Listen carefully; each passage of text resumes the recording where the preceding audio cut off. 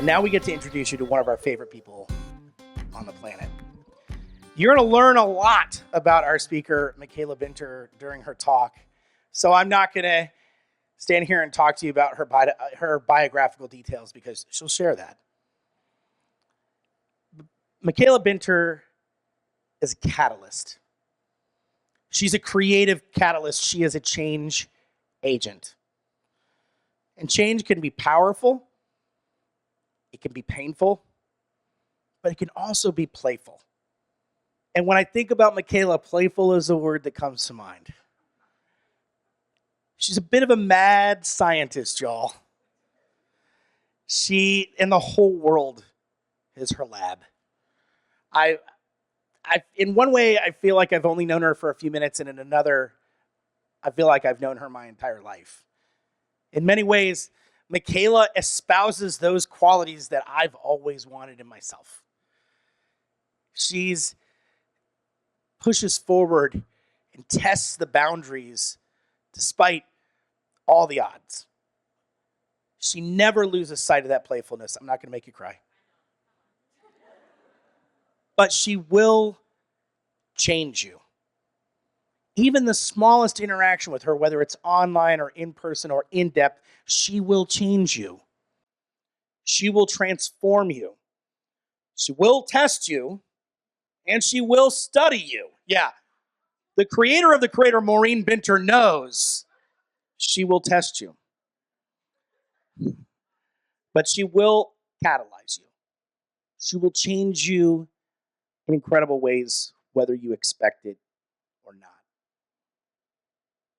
And when she invites you to put on goggles and a paint-stained lab coat and start experimenting with her, I promise you, something wonderful will happen. When she invites you on the journey, something wonderful will happen. When she tells you that it's time to go on a quest, something wonderful, possibly litigious, will happen. And it's my great pleasure now to turn this microphone over to our speaker on the global theme of journey, the indomitable Makayla Binter! So, it's my birth month, y'all. Thank you. In 15 days, I turn 27. I know, right? And I am actually extremely excited to share this journey with you, this global theme of journey with you all today. And boy, do I have a journey to share. And so for the next 15 minutes, maybe 18 minutes, however much time I am given, I plan to share all of that with you guys. My name is Makayla Binter. I'm a creative catalyst, and I'm on a journey. I don't exactly know where it's headed, but I feel like I should insert some cliche about life or the path or, whatever. But I'd actually like to focus on that one scene from Frozen 2. Elsa is singing, hear me out. Elsa is singing Show Yourself, and she's sprinting towards this voice that she's been hearing for the entire movie. And she's jumping across these ice pillars. But the thing is that as she's leaping, the pillars aren't even formed yet. She's just confident and trusts herself enough, her powers, where she is, who she is, to know that each leap is going to catch her. And I feel like my journey has been just that. Experiences, people, opportunities, whims, gut instincts that have caused me to leap and to jump and has led me here today with all of you. So, yeah, I know. So I grew up in Rochester, New York, to a single mother. She's right there. Yeah. So, my father decided very early that he did not want to be in my life, and so my mom ensured that I was able to try and do basically everything I could ever want and more, right? I was very explorative as a kid, and so I did music school, I did musical theater, and I played a lot of sports. And one in particular that I did was soccer. And guys, I was actually pretty good. Kaylin might be mad because my hair was crazy back then. But anyways, so when I was like playing soccer, I was actually actively recruited by a college in Albany, New York called the College of St. Rose. I had a full ride offer, right? Everything, including housing and all of basically everything you could imagine as a D3 athlete. Woo! But the thing is at the same time, I also had the opportunity to go to Davidson for Davidson College, go Cats! I had the opportunity to go to Davidson for 3 days and 2 nights, and I got flown out. And I enjoyed it so much, so much. I came back from my visit. That was the only college tour I went on without my mom, by the way. I came back, and I'm like, I can't take that offer. She's looking at me like I'm crazy. Like I'm throwing away my entire future. Like there is nothing beyond this point. Because why would I throw away a full ride offer, right? I hadn't even gotten into Davidson yet. I literally didn't even apply yet. And I'm like, I know, crazy. Anyways, so I basically said, it's going to work out and it's going to be fine. So as my mom is like stabbing herself in the heart, like, oh, it's over. I go to a separate, sure. I go to a separate part of the house. I call the coach and I decline the offer. I come back downstairs. I'm like, it's going to be fine. A couple weeks later, I apply to Davidson early decision. I get in. Duh. And by March of 2016, me and my mom knew we were moving to Charlotte, North Carolina. The thing is some people might call that insanity. Y'all might call that insanity. But I call it a calculated leap. And honestly, because I'm standing here today, I think it makes complete sense, you know? Yeah, right? So, Davidson was a pretty tough transition for me. I actually really struggled because I was in a public school setting and Davidson was a private school, right? And I was going between, I knew I was going to major in biology and I actually wanted to be pre-med. I thought I was going to be a doctor. I'm sure we all had that moment at some point. And that lasted for one chemistry class. I'm sitting in this lab and I hated lab. I despised lab, but I'm sitting in this lab and I'm like, bro, this is not gonna work. I thought I needed a career to fund my art career, and I declared studio art as my minor, but I decided, honestly, in that moment, I'm like, we're gonna just double major because art is where my heart was, right? So, fast forward a little bit. It's actually a project at Davidson that got me out into the Charlotte community, and it's actually art that got me to meet a bunch of the people in this room today. So I had this idea in 2019 for this thing called the Mural Panel Project, right? It's basically a project dedicated to fostering conversation at Davidson for colorism, classism, racism, and homophobia as it pertained to students, faculty, staff, and alumni on campus. It was a semi-permanent installation, and I was like, this is a great idea. I love it, right? And my faculty and staff who I was talking to about it, I saw Leah Rapley somewhere around here, they all agreed, this is a great idea. Let's find somewhere, find something to fund this. Because I'm not building this thing. I'd never done a mural. I also didn't know how to write a grant. But luckily, I had a bunch of people who did. And so we applied for the Projects for Peace grant, and that was $10,000, right?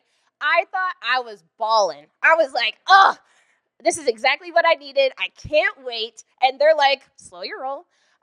You guys, you actually need to do something about this. And I'm like, you're right. So I had to take a step back and do some research, right? And that's what got me out into the art community, for real. Circa summer 2019, as I start my research, I ended up cold calling a couple of artists, one of them being Osiris Rain. I also sent a very cold email to Alvin Jacobs Jr. I reached out to artists like Abstract Descent, and then I forcefully introduced myself to John Hairston Jr. Funny thing about meeting John Hairston Jr., I was walking down the street of Charlotte Shout with my mom, and John's over there painting on this 8x8 panel. He's using spray paint, and I'm just in awe. I'm like, oh my gosh, I love his style, the colors, the way he's using his spray paint can. I had never used a spray paint can, and I'm just absolutely taken aback, right? And my mom's like, well, go introduce yourself. I said, I can't just introduce myself. That's not how this works, right? So she's like, well, if you don't, I will. guys, I can't have my mom she can't introduce me to a really cool artist, right? So I'm like, okay. So I'm like, hi, my name is Makayla Binter, and I really like your stuff. And John is like, but obviously he found it really endearing because he actually ended up coming to Davidson to help me and a fellow artist from Davidson learn how to spray paint as part of this project. I know. Shout out to John. He's also like been my mentor ever since, and we were doing the math, and it's going to be 6 years as of this year. So good stuff. And actually, it's about to be 6 years with Davida Galloway too. So around this time, I know Davida Galloway. It was around this time that I also met Davida. Well, I didn't meet her. I ran after her, right? She had been on a panel at Davidson, and I was incredibly inspired by her. I was like, she's fantastic. The way she spoke about the art community in Charlotte, the way she spoke about her journey, I was like, I need to meet her. She's like, but I'm sorry, y'all, I gotta go. And so she heads out, and I'm like, Davida! And she exactly like that. I promise. And also, I ran track, so I caught her, okay? And so, so I catch up to her, and I'm just like begging her. I'm like, Davida, how, where, when, who, how do I get involved? Where do I need to be? And she's like, and I also explained the mural panel project and why that was important to get involved with the art community. And she goes, honestly, just go to Camp North End, walk around, meet a few creatives. You should actually probably go to Black Market. Enter Black Market, right? So, again, Mom and I are walking down Camp North End, and we're about to walk into Black Market, and I, walk in with her confidently, a little too confidently, and I'm like, wow, this studio is fantastic. Artists are working. People are doing really great stuff. And then they're kind of looking at me and my mom like, who is this girl and her white mom? And and so obviously I'm like, oh, wait, right. So I go, hi, I'm Makayla Binter, and I'm a junior at Davidson College, and I paint. And they all go, okay, and? And I'm like, oh, right. Why does that matter to you? I don't know. So basically, I had to do that introduction about 3 more times before they took me seriously, decided they were like, fine. And I actually broke Carla down. So we had a 4-hour meeting, a couple of beers, and now several events later, a couple of curated events. They are my friends, my creative collaborators, and creative disruptors, right?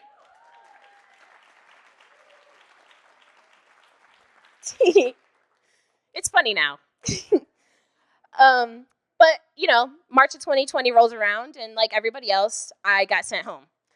I had 5 days to pack up my things, move out of my apartment, say goodbye to my friends, basically mourn whatever senior spring I was supposed to have at Davidson, and basically accept that I probably wasn't going to compete in track and field again. I went home to my mom, who was actually recovering from a pretty serious health scare, and she's trying to help me celebrate my graduation as best as she can, right? Again, it's COVID, so this was a Zoom graduation, right? Also funny now, in hindsight. So I wake up the morning of my graduation, and there's this sign on my door that says, "Who let you graduate?" And I'm like, to this day, I still don't know, but I have the degree, right? And so I'm walking down the stairs. There's balloons, these Amazon decorations that she got, and she hands me a bottle of champagne. Is like, woo, and I'm like, woo. And so we're trying to celebrate my very expensive, written in Latin, double degree, right? So I'm sitting on the Zoom call. I'm outside on my patio, in our driveway.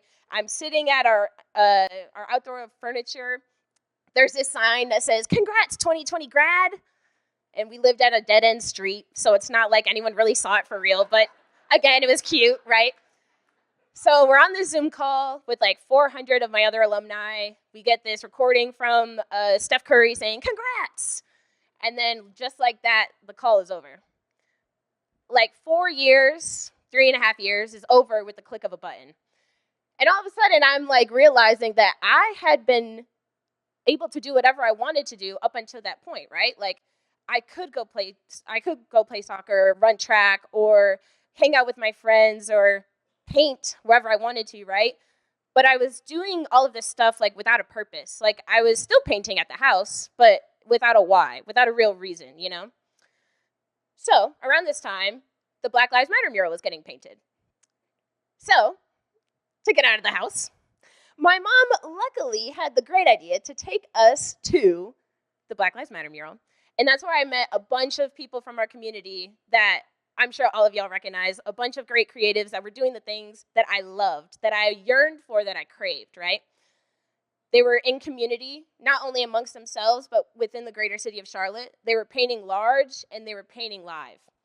And I said, that's what I want. And so, luckily, somebody heard me, because around that time, too, Frankie Zombie, he reached out to me via Instagram and was like, hey, do you want to participate in the Spartanburg Black Lives Matter mural? And I'm like, oh my gosh, yeah. But at the time, I hadn't been using like the iPad or the drawing capabilities that I needed correctly. So I send him this design, it gets approved, and he's like, great, I'll see you in a few days. I'm like, oh my gosh, I have to paint this thing. And so then we get to the Black Lives Matter mural. He walks me over to my letter V, and he stands there and he goes, all right, well, all you have to do is like prime it, paint it, and then make sure you seal it when you're done. Have a great time. Bro, he's painting right next to me. Denier Davis is right on the other side. John is painting at the end, and then Abel Jackson is painting at the front. And I'm standing there like my 22-year-old teenage self, like, and I'm like, oh my gosh, I have to paint this thing. So I do what I have always done, and it's smile, a kiki with my fellow artists, put on the headphones, and I start painting. I felt incredibly underprepared, incredibly out of place. But yet somehow, some way, all of these people that I had just mentioned are not only going to become like my friends, my family, but also the people that I will collaborate with further down the line and into the future. Oh, thanks. Little clap on the front. And so everything wasn't always like fun and dandy, right? Like I'm standing up here and I'm laughing and joking with y'all. But it wasn't always that easy, right? I was actually along the lines, I was trying to get my graduate degree, and I was actually working 3 bartending jobs. I hated those jobs, but I had fun doing them, right?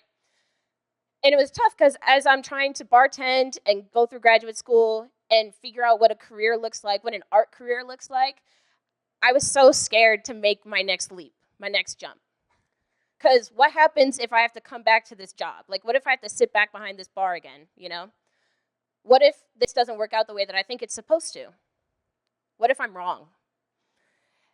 And luckily, Matt and Tim put up this job calling, and I applied almost immediately. It's actually probably the easiest jump I've ever had to make, because I knew that Charlotte's Creative, it would take more of an administrative role into my life as an artist. And I was completely okay with that. I was actually really excited about that, because that meant that I not only got to grow and learn with 2 people that I admire incredibly, but then I also get to meet incredible people and creatives like all of you. I learned from a very, very early time in my life that I loved, and I love, right? I love managing and coordinating. I love project management and program development. I love ensuring that creatives have opportunities that I had, or opportunities to grow and blossom and to be able to get the confidence to keep going, to expand their careers and to think beyond what the Charlotte art scene is and what it can be, right? Aw. Yeah, I do. I really do. And gosh darn it, I almost cussed. Gosh darn it, I do. I get to do exactly that. I get to help creatives do exactly what I said and more. I get to help them experience all kinds of crazy cool things, and we get to do it together. We get to go to Love and Life Music Fest for free and watch Petey Pablo take his shirt off and wave it around his head like a helicopter, okay? Choosing to work with CIC, Charlotte's Creative, is the easiest thing, the easiest jump, the easiest leap I've had to make. It was a creative adventure, and I knew that it was headed somewhere fantastic and beautiful. I also knew that I was ready. Sometimes, though, I feel like I'm not confident in the leaps that I make, though. Like, sometimes I hesitate.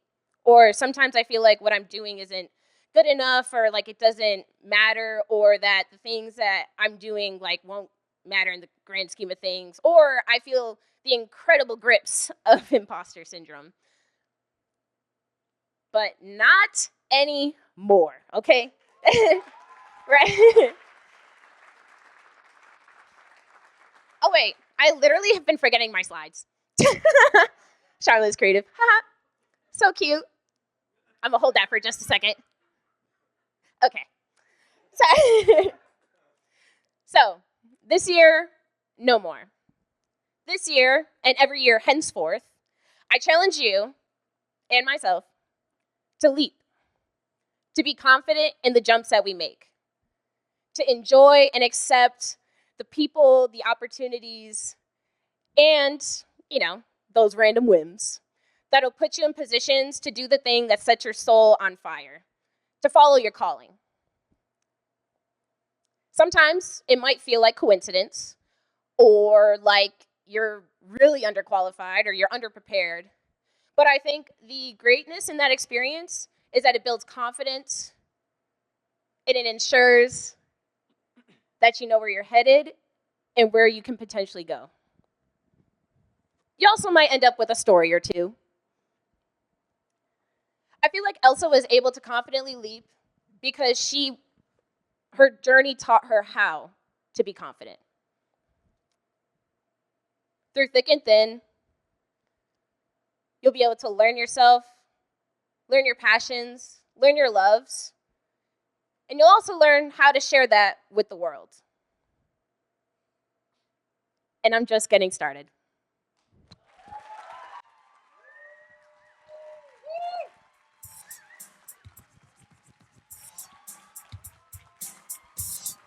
Makayla Binter, everybody, the one and only. We love you. Remember I said that on air? Oh yeah, by the way, no song choice. I just hugged her and I said I love you, which I do, but one time